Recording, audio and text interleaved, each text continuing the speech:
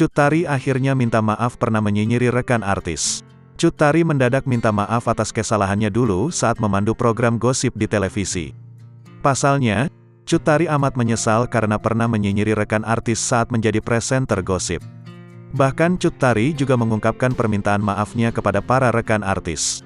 Melansir dari laman Instagram Rumpi Gosip pada Rabu, tanggal 5 April tahun 2023, memperlihatkan potongan video Cut Tari tengah berbincang dengan Indra Herlambang. Udah lama banget punya pemikiran ini, gue pengen minta maaf sama semua orang, semua artis-artis yang pernah gue omongin di insert waktu gue pernah bertugas di sana.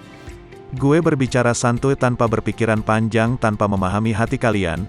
Gue sangat-sangat meminta maaf, ujar Cut Tari. Model yang pernah terlibat skandal dengan Ariel Noah tersebut akui merasa bersalah dengan sikapnya yang ceplas-ceplos. Lantas, postingan tersebut dibanjiri komentar netizen.